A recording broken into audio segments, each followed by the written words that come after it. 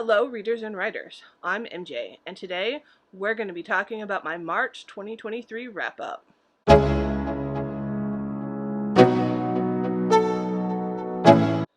had a pretty average reading month in March. Maybe a little smaller than average because a lot of the books I read were on the shorter side, but in total I read 10 books. 7 of those books were under 300 pages, which is extremely abnormal for me, with only 3 of them being over 300 pages. I did read 1 nonfiction last month, so that's excellent, and 9 fiction books. My highest genre read overall was LGBTQIA+, which is not surprising considering the trans rights readathon was last month. I read a total of 8 books that were classified in LGBTQIA+, 4 books that were fantasy, and only 3 books that were classified as science fiction. I'm definitely trying to read more science fiction, and I did not necessarily succeed in March. Also, I read 2 YA books, which I'm trying to not read as much YA just because I don't typically enjoy it as much, but the 2 YA books I read last month I did actually really enjoy, so that was great. Overall, I read 4 books in print, I read 2 digital books, and 4 books via audio. My total page count was again lower because I read shorter books. It was 2,573 pages. So let's talk about what I actually read.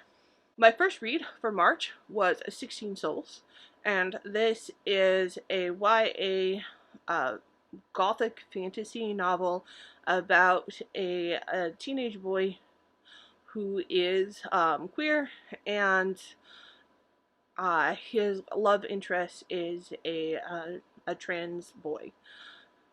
It was dark and creepy without being overly dark and creepy because I am a wuss reader. It was about ghosts. The main character, since having a near-death experience, is able to see and interact with ghosts, and that really influences his life.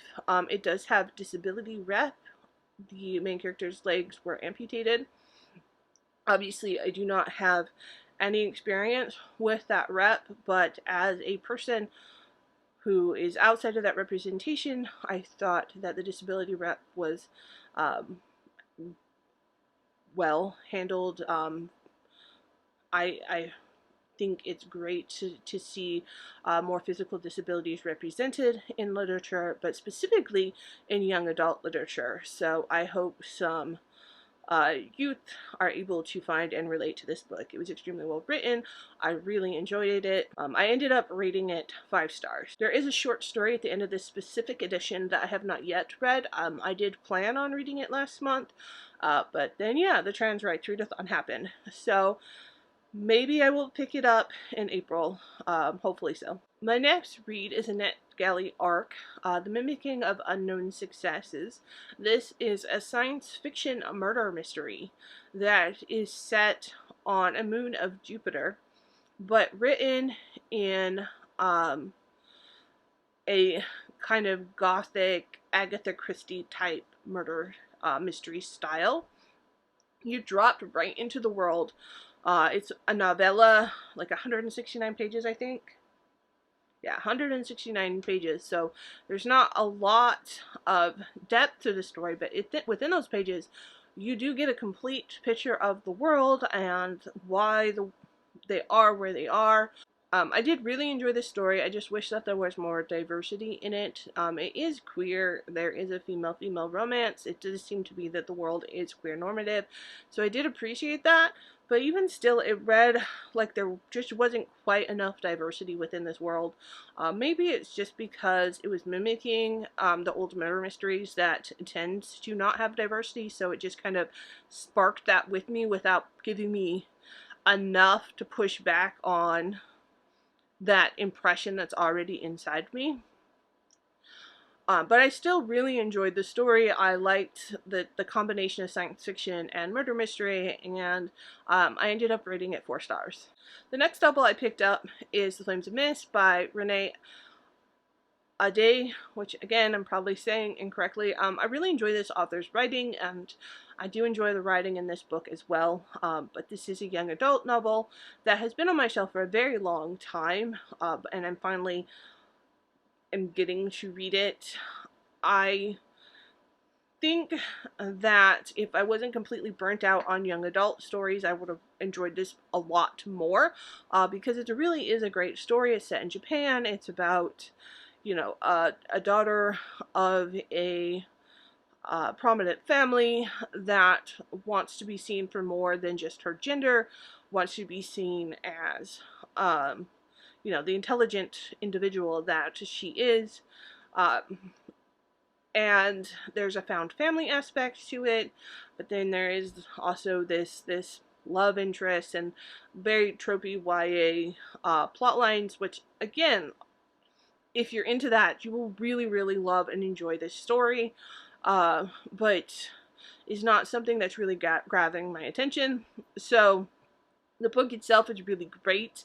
I just don't necessarily think it was for me, even though I really enjoy the author's writing. I did end up rating it 4 stars just because I think it's a little bit tropey, and could have expanded on the not like other girls thing a little bit more, and it could have been just a little bit more, but what it is excellent, if that makes any sense. But it definitely wasn't for me, and I probably won't be continuing on in the series, although I will be continuing reading this author's adult works. My next read is another arc called Infinity Gates. This is by M.R. Carey, and this is a science fiction novel with AI technology and multi-dimension reality. It is a novel, 496 pages, and released in March of 2023. I really enjoyed this book. It was great. It talks about a lot of, or brings in a lot of societal issues, but bringing in, talking about artificial technology, especially that's a hot topic in the news. It talks about humanity and life forms, but also like climate, and human nature. It is set in, definitely is very different than either our American or European centric science fiction, so I really appreciated that. I absolutely adore M.R. Carey as an author. He wrote the Book of Coley series, which I've read 1.5 books in it, and I think the audiobook loan was due, or I wanted to read it in print, but I didn't finish on, so it's one of those series that I really love and want to read, but haven't, so maybe that will be the next series read that I finish in my TBRs. So I really adore him as an author, and I thought this book was exceptional.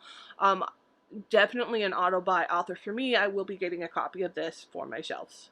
And now we get to the point where I completely abandoned my TBR for the Trans Rights Readathon, and the first book I picked up is a novella, Rivers of Teeth by Sarah Gailey. I listened to this via audiobook. It is an alternate history of the Americas, so it's like a science fiction western, and it's, so apparently there was this law that was introduced to Congress to solve a meat shortage crisis where someone proposed bringing hippos into the United States. And Rivers of Teeth looks at what if that had passed and then we had hippos all in the Mississippi River. So Rivers of Teeth is just so much compacted into a novella. It's a heist, it's a western, there's like all these dynamic relationships and past history and just so much world building and character development all into these short pages. I thought the writing did it really well, but I listened to it via audiobook, and that was not my favorite, because there's just so many characters, and then there's hippos with those characters, and they all have their own names, and the narrator didn't do a very good job distinguishing between the characters. Typically, I like my narration to be pretty bland, and like even almost text-to-speech, because I don't know, maybe just because I talk that way, I don't know. But I do tend to like it to be that way as opposed to like the drama and narration that way style. However, that did not work in this novella just because I couldn't distinguish who was talking at which point because there was just so much going on. Uh, Now, spoiler, in this list, I did read the next one and had the same narrator, and he did so much better in the second book. But in this first book, or the first novella, I would definitely not recommend listening it to audio. Or if you do listen to it in audio, make sure that you can like actively pay attention more than normally, and listen to it on lower speeds. I did had to reduce the speed I listened to it on. But honestly, I would recommend you read it in print. But it was amazing. It was just so much fun. And I just really enjoy Sarah Gailey as an author. I think they're phenomenal. The next book that I read was a nonfiction audiobook I picked up. It's called Transmission: My Quest to a Beard. And this is a nonfiction book written by a content creator who is the generation that came up on YouTube. So he started his YouTube channel fairly early, I think, in YouTube's life cycle. Became known as a voice for trans because he kind of transitioned on his channel. And he's based in the United Kingdom, so he talks a lot about how like the trans health system works in the United Kingdom, and just also his transition with healthcare, but also like emotional aspects that happened, interacting with relationships. I still think he's fairly young when he wrote this book. Now, I'm older, so by fairly young, I think he's in like his mid to lower 20s, but I could be wrong. Definitely was a little weird because I felt like I was reading like one of my kids' coming of age stories, which again is not bad. Um, I do think he tried to be as factual as possible while also making sure that the reader knew that this was his story and that not everyone else was going to have the same path as him, and so I really appreciated that. I think that this is a great book to read if you want to understand what it's like to be a trans young adult, or for a trans young adult to kind of get some, like, to feel for to read a novel where you can be seen by someone who like actually exists, not a fictional character, although there's value in that as well. So it was definitely a very interesting read. I definitely gained something from reading it, so I really appreciate that. And my next book was Our Bloody Pearl by D.N. Bryn, who is becoming one of my favorite authors. I need to go read all of their back publications because I'm really enjoying their writing style. Our Bloody Pearl is probably their most popular work. It's definitely the book that I first heard of them. I think for me personally, this is probably a 4-star read, and I'm not even entirely sure why. I think it's because it has sirens in it, which is kind of a dumb reason, but not my thing. The sirens are very mermaid-like. I do appreciate the characterization. I mean, like, I love the representation that's in this book, so I should absolutely adore and love this book. I loved the writing. I loved the how gender is handled in the novel, and specifically with the sirens. I love the way that the sirens and the humans kind of come to terms. I love the found family. There's so much of it that I did love. I loved the disability rep in it. I thought that was amazingly handled. And the trauma that all the characters have handled. So this should be a solid 5-star read for me, but it really is only a 4. I just think maybe it was the pacing. I think it was just kind of so slow, and then everything happened all at once. And I think if some of the main events had been paced a little bit more evenly through the story, that it would have probably been a 5-star read for me, but because it was so slow to the build up and then bam, everything happened, I didn't feel quite as connected as I would. Now, I don't want to knock the book at all. I loved it. I love the writer. I think you should absolutely go read it. But for some reason, How to Bite Your Neighbor and Win a Wager, I was more connected with from beginning to end than Our Bloody Pearl, which I should have been more connected with. But still, phenomenal book. I definitely recommend that everyone should read. Love the gender representation. If you like mermaids or any sort of like water fantasy, then you will adore this book. But definitely go check out the author, if nothing else.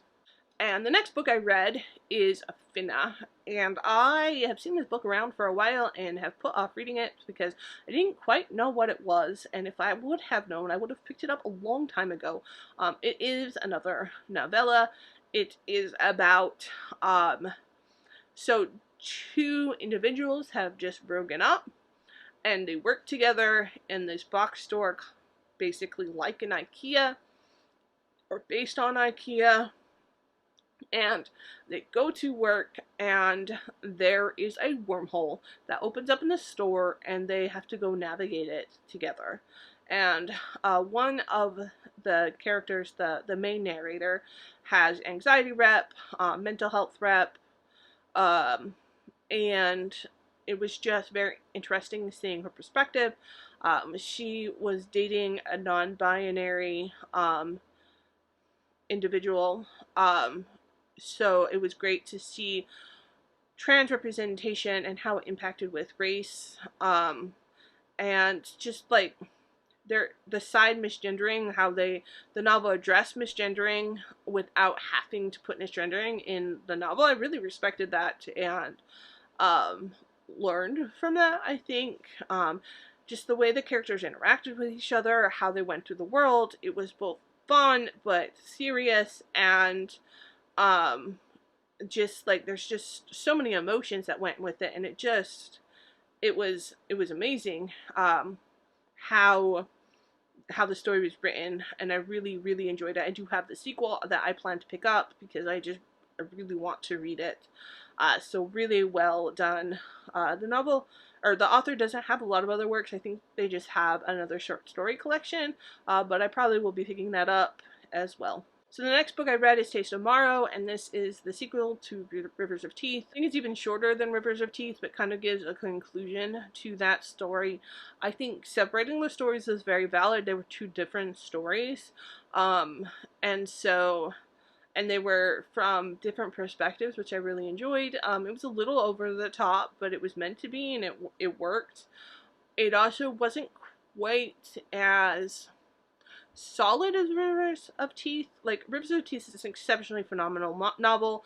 Taste of Marrow is just kind of like almost like second book syndrome, even though it's the conclusion. But I do appreciate the like wrapping up of the characters. I appreciated the story. I appreciated delving into some of the side characters more. The characters that were side characters in the first novel, I appreciate that they were more main characters in the second novel, so I really did enjoy that. It's not quite as fast paced. There's not as many characters on scene at one time, and there's less hippos. I think that's really what it is. There's less hippos, and I really love the hippos. They're still there, though. They're just not quite as focus of the story. So I really enjoyed it, but it's 4-star instead of a 5-star read. But if you read the first one you enjoy, you definitely should continue on to the second one. And the last book that I read that I just finished before the end of April, The Bruising of Kilwa. And this is a self-published novella by a trans author that has non-binary and trans representation. I really like the representation because they're actually siblings. So it's a transnormative society, or at least one of the cultures is like transnormative, and there is a sibling that, or the main narrator is non-binary, and they have a sibling that they have a trans brother, and I appreciate that because I don't think we see enough like family dynamics, and I don't being a trans parent of a trans child, I think it's valid to see the different perspectives between the two, and I enjoy that. It was a very, it's a novella, but there's so much packed into the story. There's a lot of magic, there's, great representation, but it's about so much more than that. It has to deal with immigration, but then also colonization, and then the impact of realizing that even though you're living as an immigrant, the history, like your ancestry, is colonizers. And I think that is such a valid conversation for so many of us. Not like just the conversation specifically, like from my perspective, the conversation of where you are now is separate from the ancestry that got you here, and how you need to like look at both of those perspectives. And now for me personally, both of those perspectives are a place of privilege, where the narrator in this book is, historically a place of privilege, but currently is a refugee in this city. And it's just not something I think I've ever seen really brought up into a book before. It's it's such a great read. I get why it's got such great like so many people talk about this story. I am getting a special edition copy of this from Rainbow Crate, and I'm so excited to have that on my shelf. There is one aspect of it that I didn't think worked, and I can't really talk about it without spoiling the story, so I will just say that like there's a plot twist in the novel, and I don't think there was enough build up for that to be the case. I think there was some, definitely saw it, definitely knew something was happening, but I think there could have been more for telling. Not that you needed to see it when it was happening, but then looking back to say, oh yeah, that makes so much sense. When it happened, looking back, I couldn't say that. It was like, wow, this came out of left field. Almost. There was a little bit, but to me there could have been just a little bit more, just little smaller subtle things, and I think it would have been even more hard-hitting. But I still really enjoyed it. Definitely want to read more by this author.